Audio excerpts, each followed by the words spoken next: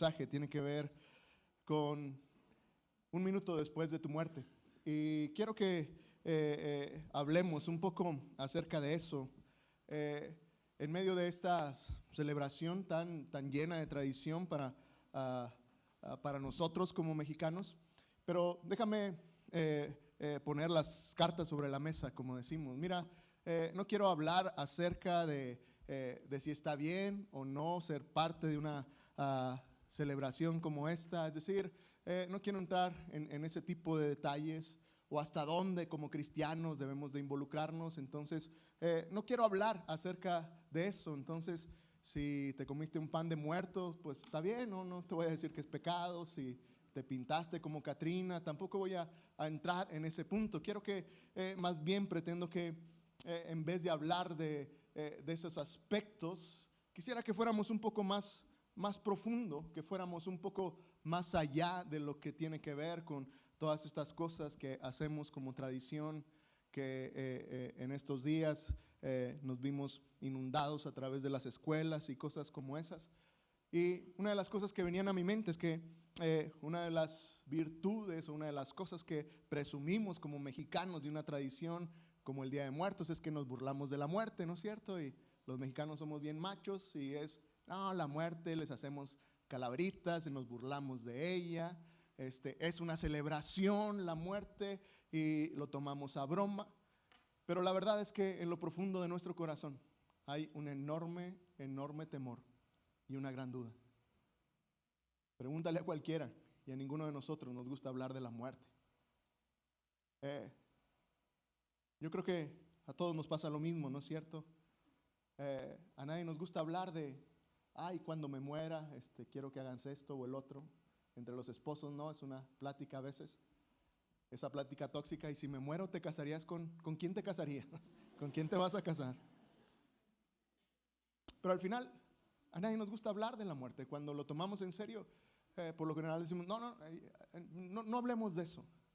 Porque, ¿sabes? Aún en la tradición disfrazada de tanta festividad, de tanto valor, de cómo enfrentar la muerte, en el corazón de cada persona, y me atrevo a decir, en el corazón de cada mexicano hay un enorme temor para la muerte y una enorme duda de qué es lo que va a suceder con nuestras vidas después de la muerte. Y lo que quiero y pretendo en esta mañana es ir a la palabra de Dios y recordar algunos conceptos juntos acerca de este asunto de la muerte. Y vamos a usar bastante la Biblia, vamos a usar mucho la Biblia. Entonces ten tu Biblia por ahí, algunos versículos los tengo en la pantalla, otros no. Entonces te voy a animar a que tengas tu Biblia, tu teléfono por ahí y tal vez puedas subrayar o puedas marcar algunos versículos. Y quiero que arranquemos precisamente en la segunda carta a los Corintios, en el capítulo 5, en el versículo 1. Y, ¿sabes? Es uno de los pasajes por excelencia que hablan acerca de esto. Y creo que en sí, la palabra de Dios por sí sola va a ir aclarando, disipando algunas dudas acerca de qué es lo que pasa un minuto después de nuestra muerte, qué pasa un minuto después de tu muerte. Comenzamos ahí, segunda carta a los Corintios, capítulo 5, en el versículo 1. Dice, bien, sabemos que si se deshace nuestra casa terrenal, es decir, esta tienda que es nuestro cuerpo, la analogía, la tienda es este cuerpo, este cuerpo que tú y yo poseemos hoy. Esta tienda, que es nuestro cuerpo, si se destruye, dice, en los cielos tenemos de Dios un edificio, una casa eterna, la cual no fue hecha por manos humanas. Y por eso también, sigue diciendo, suspiramos y anhelamos ser revestidos de nuestra casa celestial, ya que así se nos encontrará vestidos y no desnudos. Y mira, es interesante. El apóstol está hablando de que nuestro cuerpo un tiempo va a terminar y dice, pero está bien, en el cielo tenemos otro cuerpo. Y esto es interesante porque, ¿sabes? No somos espíritus sin cuerpo. Una vez que tú y yo morimos, no andan espíritus por ahí sin cuerpo. Dice que tendremos otro cuerpo que no está hecho por manos humanas, sino que es Dios que lo hizo. Y dice, es un edificio. Y dice, también por eso suspiramos. El apóstol está hablando de, de esa sensación de que nuestro cuerpo se enferma, de que nuestro cuerpo se cansa y posiblemente, y ahora cada vez más jóvenes nos sentimos cansados, ¿no es cierto?, de la vida y nos duele más rápido las rodillas y te das cuenta que este cuerpo se deshace y por eso el apóstol dice, suspiramos, anhelamos que este cuerpo sea revestido de nuestra casa celestial, de un mejor cuerpo. Y sigue diciendo en el versículo 4, los que estamos en esta tienda, que es nuestro cuerpo, gemimos con angustia porque no quisiéramos ser revestidos, sino no quisiéramos ser desvestidos, sino revestidos, para que lo mortal sea absorbido por la vida. Versículo 6. Por eso vivimos siempre confiados, pues sabemos que mientras estemos en el cuerpo, estamos ausentes del Señor. Y si brincas al versículo 8, pero confiamos y quisiéramos más bien ausentarnos del cuerpo y presentarnos ante el Señor. El apóstol está diciendo una gran verdad. ¿Sabes? No hay cosa mejor que estar delante de Dios. Es lo que está diciendo. Al final quisiéramos mejor estar con Él. Pero el versículo 9, el versículo que sigue, me parece que es el versículo clave, porque al final, ¿sabes? El punto que tú y yo tenemos que entender muy bien en nuestra vida es, al final, ¿para qué estamos aquí? La gran pregunta tiene que ver con cuál es nuestro propósito en la vida. Y es interesante que cuando pensamos en cuál es nuestro objetivo mientras estamos en esta vida, mientras vivimos aquí, ¿sabes? El versículo 9 dice algo extraordinario y déjame decirte lo que no dice. No dice que el objetivo de la vida tiene que ver con acumular más dinero. No dice el fin de la vida es que tengas mucho dinero en el banco o que te vuelvas muy famoso, que te vuelvas un youtuber famoso. No tiene que ver con alcanzar tus sueños y tener esa casa con alberca, con 3 carros del año en la puerta. No tiene que ver con eso. Ese no es el motivo, ese no es el objetivo en medio de la vida. Nota lo que dice el siguiente versículo. Dice, pero ya sea que estemos ausentes o presentes, siempre procuramos agradar a Dios. Este es el punto, ¿sabes? Nuestro objetivo para vivir, nuestro objetivo en la vida se vuelve muy claro, agradar a Dios. Vivos o muertos, el objetivo más loable que alguien pueda tener en la vida siempre será agradar a Dios, glorificar a Dios con nuestras vidas. Ahora, el versículo 10 sigue diciendo, para cerrar la idea, dice el apóstol, porque es necesario que todos nosotros comparezcamos ante el tribunal de Cristo, para que cada uno reciba según lo bueno o lo malo que haya hecho mientras estaba en el cuerpo. Este es mi punto. En última instancia, mira, debemos recordar que nuestra meta en la vida, la meta en la vida, otra vez, déjame insistir, la meta más loable que cualquier persona pudiera tener en la vida sería vivir para agradar a Cristo. Ese es el motivo, esa es la razón por la que como creyentes celebramos la vida. Por eso celebramos la vida y no tenemos temor a la muerte, porque al final no tiene que ver tanto con el evento en sí, tiene que ver con el propósito y vivimos para glorificar a Dios en todo lo que tú y yo hacemos. Porque al final, ¿sabes? Hablar de la muerte y hablar de la eternidad se tiene que volver algo central en nuestras vidas, se tiene que volver importante y por eso me pareció interesante aprovechar este día de muertos, que estamos empapados de tantas cosas, de tantas ideas acerca de qué es lo que sucede con las personas que mueren. ¿Sabes? Me parece que nuevamente el punto más práctico, en vez de entrar en tantas ideas o filosofías, ¿me ayudas, David? Ya no le puedo cambiar.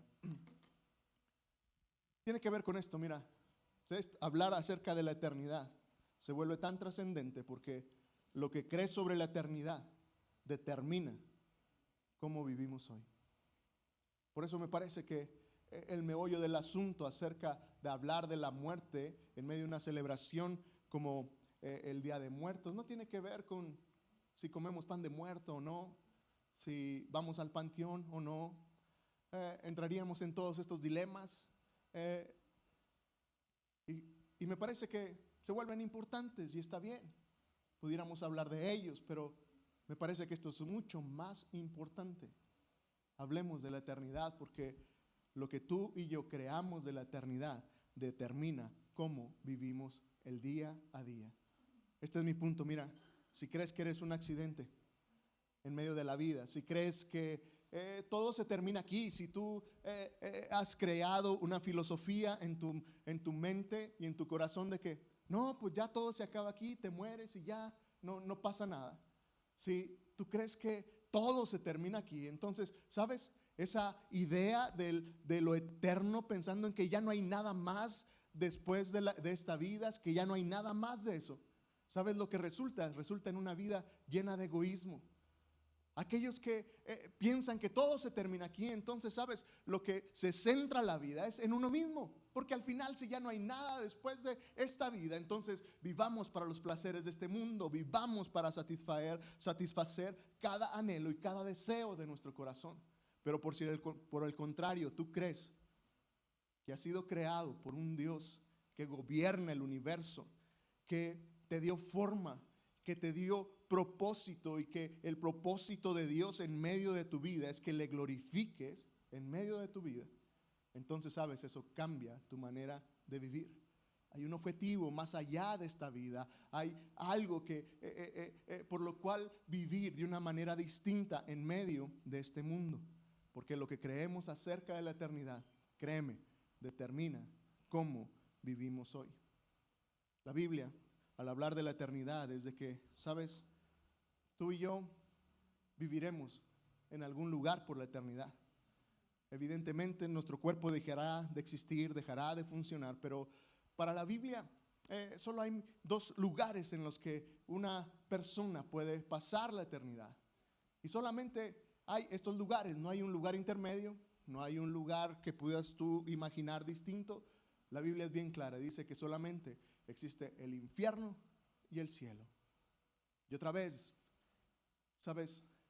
Son temas profundos. Alguien preguntaría, ¿y qué pasa en el infierno? ¿Quiénes van al infierno? Y una pregunta interesante, ¿por qué Dios crearía el infierno al final si es amor? ¿Por qué crearía el infierno? ¿Será cierto que en el infierno es donde se paga el pecado? Porque decimos que todo aquí se paga, ¿no? Déjalo al cabo, todo aquí se paga. Entonces, ¿para qué existiría el infierno si todo lo vamos a pagar aquí? Y hablando del cielo, surgen esas preguntas. ¿Es real? ¿Quiénes van al cielo? ¿Y qué vamos a hacer en el cielo? Algunos lo imaginan como un culto eterno, ¿no? Bien aburrido, cantando nada más, escuchando sermones, no sé. Algunos pudieran imaginar hacia el cielo. ¿Cómo será el cielo? ¿Nos vamos a conocer? ¿Vamos a poder encontrarnos y decir, ah, hermano, ¿te acuerdas? Nos veíamos ahí en Jerusalén. Ojalá, ojalá pudiéramos conocernos, no sé. Realmente es real. Algunos han dicho que el cielo es como, el concepto del cielo es como el concepto de Santa Claus, ¿no es cierto? Quienes tenemos hijos la hemos aplicado cientos de veces. Pórtate bien, si no Santa Claus no te va a traer nada. Son papás, la han aplicado, ¿no es cierto? Funciona por algún tiempo. Y uno dice, pórtate bien, porque si no Santa Claus no te va a traer regalos. Y alguien dijo, el cielo es como Santa Claus. Pórtate bien para que te vayas al cielo, porque si te portas mal, no vas a ir al cielo. ¿Será así? ¿Será el cielo y el infierno simples conceptos que alguien creó para controlar a las personas, para que la gente venga a la iglesia y dé ofrendas? Y hablamos del infierno para que la gente se asuste y se porte bien. ¿Será eso? ¿Sabes? Son temas tan profundos y lamento mucho no poder hablar de eso hoy, pero simplemente déjame dejarte bien claro algo. No importa lo que tú y yo creamos, no importa la filosofía que tú y yo hayamos creado en nuestra mente, decir si existe o no el infierno, si el infierno es aquí en la tierra o es en otro lugar, si el cielo existe o no existe, no importa. El punto es que Dios es claro en su palabra. Y sobre lo que tú y yo pensamos, sobre lo que tú y yo y otras personas crean acerca de estos dos lugares, la Biblia dice, solamente hay dos lugares donde pasarás la eternidad, o en el cielo o en el infierno. Y entonces hoy déjame hablarte de 3 cosas que la palabra de Dios deja muy clara de lo que sucede en nuestra vida después de un minuto que tú y yo moramos. Un minuto después de nuestra muerte. Bueno, lo primero que pasa evidentemente es que nuestros cuerpos físicos mueren. Nuestros cuerpos físicos dejan de existir. Eso lo damos por sentado, ¿no es cierto? ¿Sabes? La Biblia, allí en Hebreos, en el capítulo 9, el versículo 27, dice lo siguiente, bien claro y bien directo. Así que está establecido que los hombres, ¿qué dice? Mueran una sola vez. Y otra vez, no nos gusta hablar de esto, pero es real. La estadística no se equivoca. 1 de cada 1 se va a morir. Si hiciéramos una estadística, todos nos vamos a morir. Todos nos vamos a morir. Lamento decírtelo, pero no eres eterno. Y yo sé, no viniste a la iglesia para escuchar que te ibas a morir. De hecho, hasta lo usamos como una maldición, ¿no? Muérete, le decimos a la gente cuando nos enojamos. Se va a morir de todos modos. Tú y yo vamos a morir, nuestro cuerpo va a dejar de funcionar. Un día, de repente no vas a respirar. Un día, de repente, tu corazón no va a funcionar. No sé cómo vas a morir, no sé cómo voy a morir yo, pero una cosa es clara, vamos a morir. Había un programa que se llamaba 1000 maneras de morir, ¿lo vieron? Allá por los 80s. Hay al menos 1000 maneras en que tú y yo nos vamos a morir, pero nos vamos a morir, el punto es que nos vamos a morir. Y no podemos hacer nada para evitarlo. Ahora, cuando tú y yo entendemos esta verdad, cuando tú y yo vemos que estamos destinados a morir, tenemos que entender algo, porque dice que está destinado para los hombres que mueran una sola vez y después de esto tienen que enfrentar un juicio. ¿Sabes? Tú y yo vamos a morir. Lo segundo que va a pasar, nuestro cuerpo dejará de funcionar, nuestra alma se va a separar de nuestro cuerpo. Y cuando tu cuerpo deje de funcionar, la Biblia es bien clara al decir que nuestra alma va a seguir viviendo. Es decir, solamente dejaremos este mundo, pero tú vas a seguir viviendo. Jesús lo explicó de la siguiente manera allá en Mateo capítulo 10 en el versículo 28. Dijo, no teman a los que matan el cuerpo, pero no pueden matar el alma. Más bien, teman a aquel que puede destruir el alma y el cuerpo en el infierno. En otras palabras, ¿sabes? Este pasaje lo que Jesús está diciendo, le está diciendo a sus seguidores, le está diciendo, hey, tengan un temor reverente por Dios. No le temas a las personas, porque no hay ninguna persona en este mundo que pueda matar tu alma. Sí, alguien puede destruir mi cuerpo, alguien puede dispararme y me va a matar, matará mi cuerpo, pero no hay nadie. No hay nada en este mundo, no hay nada creado que pueda destruir tu alma, más que solamente el Creador. Dios es el que tiene el control, es el único que tiene el poder para hacer que nuestra alma sea enviada al infierno. Y entonces dice, ten un temor reverente, no por las personas, no por lo que te puedan hacer, pueden matar tu cuerpo. No les tengas miedo. Teme a aquel que puede destruir tu alma, porque este es el punto, ¿sabes? Cuando tu cuerpo deje de existir, tu alma sigue viviendo. Y otra vez, ¿sabes? A veces olvidamos esta verdad, pero una y otra vez en la Biblia está clara este concepto y esta idea de que el cuerpo puede dejar de existir, pero el alma sigue ahí. Uno de los ejemplos más extraordinarios para mí es aquella ocasión en que muere Lázaro. Es uno de los mejores amigos de Jesús. Y Lázaro se enferma y le avisan que está enfermo a Jesús. Y Jesús decide llegar a la casa de Lázaro días después. 3, 4 días después Jesús se presentó en la casa de Lázaro. Y es interesante, las hermanas de Lázaro, Marta y María, llegan y enfrentan a Jesús y le dicen, eres bien mala onda, Jesús. ¿Te enteraste que estaba enfermo y no viniste? Y no viniste porque si hubieras venido, Lázaro estaría vivo porque lo hubiera sanado. Y Jesús les da una enorme lección a Marta y a María. La respuesta de Jesús no fue una disculpa, no fue un pretexto. Oigan, tenía trabajo, ¿cómo querían que viniera? Jesús dice unas palabras extraordinarias. Él les dice: yo soy, Marta, María, yo soy la resurrección y la vida. Y el que cree en mí, aunque esté muerto, vivirá. El que cree en Jesús, el que pone su fe en Cristo, ¿sabes? Aunque esté muerto, vivirá. Y entonces, ¿sabes? Esto me parece extraordinario, porque entonces deja claro que hay algo que sucede en los seguidores de Jesús cuando mueren. Si eres un seguidor de Jesús, si has depositado tu fe en Cristo Jesús, una pregunta puede ser: ¿qué le sucede al alma de los seguidores, de los discípulos de Jesús cuando su cuerpo muere? ¿Qué es lo que sucede con nosotros? ¿Sabes? La Biblia no es clara al respecto.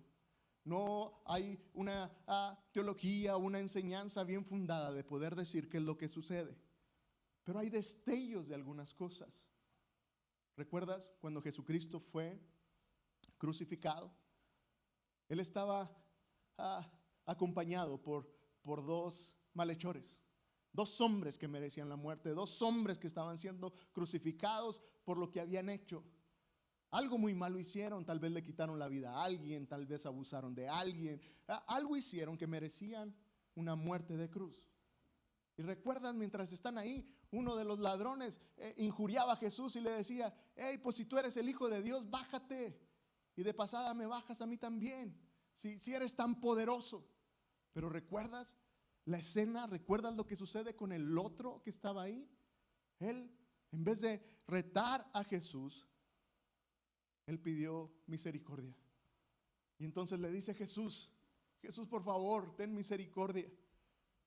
Y acuérdate de mí cuando estés en tu reino. Acuérdate de mí, por favor, ten misericordia de mí.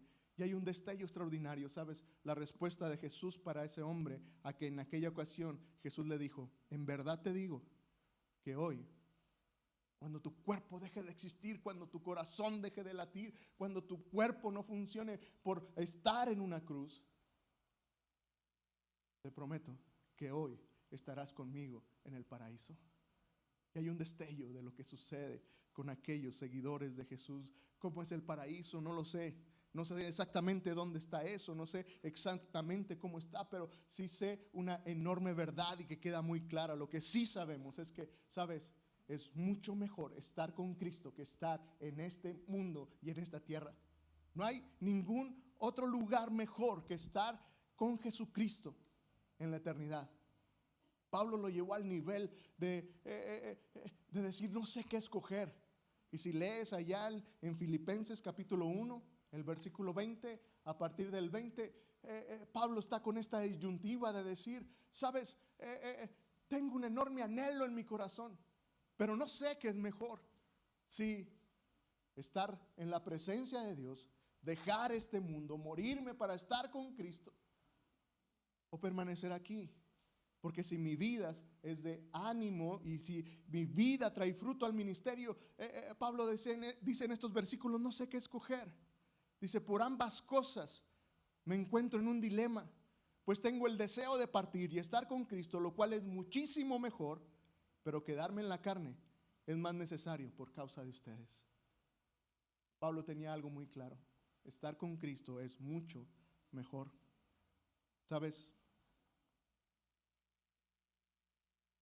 Nuestros cuerpos dejan de funcionar, van a morir, pero el alma sigue viviendo. Eso es lo que va a suceder. Un minuto después de tu muerte, tu cuerpo no va a funcionar, pero tu alma tendrá que presentarse delante de Dios. Porque la tercera cosa que pasa en medio de nuestra vida es de que una vez que dejamos de vivir, es que todos vamos a enfrentar el juicio. ¿Recuerdas el pasaje anterior? Está listo, está escrito que los hombres mueran una sola vez y después de eso venga un juicio. Y entonces, ¿sabes? Hay algo extraordinario en medio de esto. Hoy quiero recordarte que si eres un seguidor de Jesús, este no es tu hogar, este no es nuestro hogar. Esta tierra, este plano, es un paso. Al final de esta vida, ¿sabes? Tú y yo tendremos que presentarnos delante de Dios. Y aún si no has puesto tu fe en Cristo, ¿sabes? Sucederá lo mismo contigo. Tu cuerpo dejará de funcionar, tu alma seguirá viva, y entonces, ¿sabes? Tendrás que presentarte delante de Dios. La Biblia habla de dos juicios en medio de la vida de la humanidad. Déjame rápidamente decirte lo que dice la Biblia acerca de esto. El primero se llama el juicio del gran trono blanco.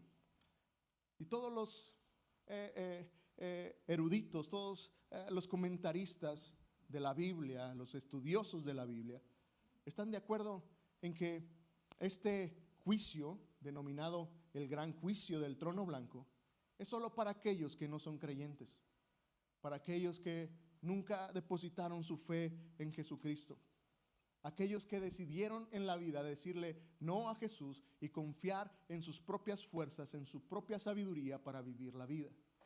Y entonces, ¿sabes? Juan, el apóstol, estando en la isla de Patmos, allá en ese lugar estaba exiliado, recibe una visión de parte de Dios de lo que será el fin de la humanidad, y en Apocalipsis capítulo 20, en el versículo 11, Juan escribe lo siguiente, y él describe esta escena de lo que va a suceder. Escribe Juan allá en Apocalipsis 20, en el versículo 11, vi también un gran trono blanco, al que estaba sentado en él. De su presencia huyeron la tierra y el cielo, y no se volvió a hallar su lugar. Vi entonces de pie ante Dios a los muertos, grandes y pequeños. Unos libros fueron abiertos y después otro más, que es el libro de la vida. Los muertos fueron juzgados conforme a sus obras y conforme a todo lo que estaba anotado en los libros. Todos los que no tenían su nombre registrado en el libro de la vida fueron lanzados al lago de fuego. Es una visión súper interesante. Hay un libro, el libro de la vida, donde están anotados aquellos que han creído en Jesús. Y esta es la buena noticia, ¿sabes? Jesús es el Hijo de Dios. Jesús, aquel que nació sin pecado, aquel que es el Cordero de Dios, que fue inmolado para que tú y yo pudiéramos tener el perdón de nuestros pecados. Ese Jesús murió en nuestro lugar. Y cuando cualquier persona, como aquel criminal en la cruz, pone su confianza y su fe en Jesucristo, ¿sabes? Hay una promesa, que el nombre de esa persona es escrito en este libro de la vida. Y ¿sabes? Es extraordinario porque cualquiera que clama por la gracia y el perdón y la misericordia de Jesús llega a ser salvo, no por sus obras. Otra vez, el ejemplo es extraordinario, porque aquel ladrón no tuvo oportunidad ni siquiera de ir y pedir perdón por lo que había hecho aquellos que ofendió. No tuvo oportunidad de hacer nada, sin embargo, tuvo la promesa: hoy estarás conmigo en el paraíso. Dios nos salva no por obras, sino por gracia. Y este libro es extraordinario porque todos aquellos que ponen su fe en Jesucristo, su nombre es anotado ahí. Y las escrituras, la Biblia es muy clara cuando dice que esos nombres escritos en ese libro, sabes, jamás pueden ser borrados. Y esto es extraordinario. Me encanta pensar que no hay un liquid paper espiritual, que no hay un borrador que alguien pueda quitar y borrar el nombre. Porque todo aquel que confía en el nombre de Jesucristo para su salvación, sabes, es salvo, no por las cosas que tú y yo podamos hacer. Es por lo que Él ya hizo en la cruz. Pero toma nota de esto: si tu nombre no está escrito en este libro, entonces dice que los que no estaban anotados fueron echados al lago de fuego, fueron enviados al infierno. Y otra vez, es un tema que no nos gusta tocar porque a nadie le gusta que le digan que se va a ir al infierno, porque otra vez es una muy buena ofensa. Pero, ¿sabes? Si tu nombre no está escrito en ese libro, déjame decirte que tu próxima estadía por la eternidad no va a ser algo que te guste, va a ser algo terrible. Tu próxima residencia en la eternidad no va a ser algo que te guste. Por eso, ¿sabes? Se vuelve indispensable que tú y yo estemos seguros que nuestro nombre esté en ese libro. Y uno de los pasajes que más retan mi vida cuando pienso en esto es Mateo 7 en el versículo 21. Este pasaje desafía y golpea mi vida y mi corazón, porque es Jesús hablando, y entonces Jesús dice: no todo el que me dice Señor, Señor entrará en el reino de los cielos, sino el que hace la voluntad de mi Padre que está en los cielos. En aquel día muchos me dirán: Señor, Señor, ¿no profetizamos en tu nombre, y en tu nombre echamos fuera demonios, y en tu nombre hicimos muchos milagros? Pero yo les diré claramente: nunca los conocí, apártate de mí, obrero de maldad. ¿Sabes? Este pasaje me reta porque, ¿sabes? No tenemos un lugar en el cielo por venir a la iglesia, por ofrendar o por cantar muy bonito aquí el domingo. Y me reta tanto porque uno de mis enormes temores sería llegar ante la presencia de Dios y ser uno de los que dijera: oye Jesús, pero yo predicaba en Jerusalén todos los domingos, y escuchar de Él: nunca te conocí. Tal vez sí predicabas y eras pastor, pero no te conocí. Y entonces, ¿sabes? Este es el punto central de este mensaje. El evangelio nunca ha tenido que ver con una religión o con cosas por hacer. Nunca ha tenido que ver con venir a la iglesia y cantar. El evangelio trata de una relación.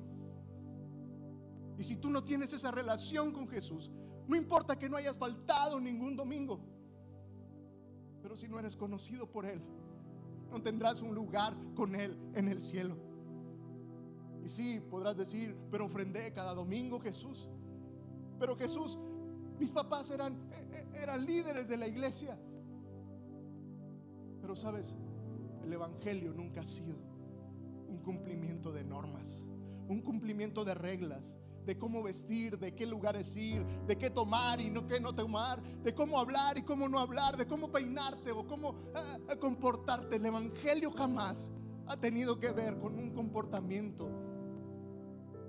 Nunca ha tenido que ver con algo que tú y yo pudiéramos hacer. Tiene que ver con una relación. Asegúrate que tienes una relación contigo, con Cristo. No te pierdas eso, porque entonces, ¿sabes? Podrás llegar ese día y tal vez no seas conocido por aquel al que decías alabar. El segundo tribunal será solo para aquellos que son seguidores de Jesús. Es el tribunal de Cristo. Y déjame terminar con esto. Mira lo que dice este pasaje. Dice: porque es necesario que todos nosotros comparezcamos ante el tribunal de Cristo, para que cada uno reciba según lo bueno o lo malo que haya hecho mientras estaba en el cuerpo. El juicio del gran trono blanco es para aquellos que no han creído en Cristo. Pero si has puesto tu fe en Jesús, si tienes una relación con Cristo, ¿sabes? También habrá un juicio para ti y para mí. Es el tribunal de Cristo, y un día estaremos con Él. Y me encantó que la palabra griega para el tribunal, para este concepto, el tribunal de Cristo, la palabra griega implica este concepto de podium que tú y yo conocemos. Ya sabes, ¿no? En los Juegos Olímpicos, de hecho, es una palabra griega que es tomada de los Juegos Olímpicos. Es el podium, donde está el primero, segundo y tercer lugar, donde se para el atleta. El atleta no está ahí parado para ser juzgado cómo corrió. Está ahí para recibir la recompensa de cómo corrió. Y entonces, si corrió bien fuerte y es el primero en llegar, tendrá la medalla de oro porque es el primer lugar. El otro se esforzó, pero ganó en segundo lugar, y entonces tendrá su medalla de plata. Y el tercero tendrá bronce. Otra vez, esta idea, el tribunal de Cristo, ¿sabes? No es para que tú y yo seamos juzgados por nuestros pecados, porque, ¿sabes? Nuestro abogado Jesucristo tomó nuestro lugar. Tú y yo ya fuimos juzgados en Cristo por nuestro pecado, pero seremos recompensados. Y entonces tú y yo, un minuto después de morir, cuando dejemos este mundo, tendremos que presentarnos ante nuestro Padre Celestial y ocuparemos un lugar en el podio. Y tal vez te confundas y digas, pero acabas de decir que no somos salvos por obras. Me acabas de decir que tú y yo no podemos hacer nada para alcanzar salvación. Es cierto, somos salvos por gracia, pero somos recompensados por nuestras obras. Y sabes, y esto es misericordia, porque quiero que imagines que dejas este mundo. No sé si lo puedas imaginar, y cuando lo imagino me emociona tanto ese tiempo. Estar ahí para subir al podio. Y sabes las cosas que Dios va a premiar o va a juzgar de ti y de mí. Sabes, Dios juzgará cómo tratamos a las personas.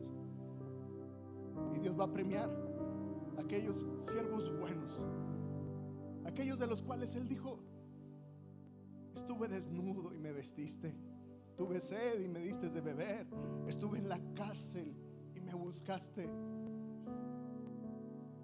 Y sorprendidos la gente le diremos: Jesús, ¿cuándo te vimos ahí? ¿Cuándo te vimos hambriento y te dimos de comer? ¿Cuándo te vimos en la calle? Y Él dirá: en tanto lo hicieron a uno de los más pequeños, lo hicieron a mí. Bien, buen siervo y fiel, aquí está una corona. La Biblia habla de estas coronas y va a ser grandioso. Dios juzgará cómo trataste a las personas, cómo trataste a tu prójimo. Dios juzgará cómo trataste tus bienes, lo que Dios te dio, cómo invertiste tu dinero, si solamente lo atesoraste para ti o lo usaste para bendecir a otros. Seremos juzgados, seremos premiados, recompensados por cada alma que llevamos a los pies de Jesús. Me emociona que Dios sacará una corona y dirá: ¿recuerdas ese compañero de trabajo, de la escuela, tu vecino, que un día le compartiste de tu fe en Jesús? Comenzó a ir a la iglesia, conoció a Jesús por tu testimonio y comenzó a crecer en el servicio, fue bautizado, se volvió un gran siervo de Dios.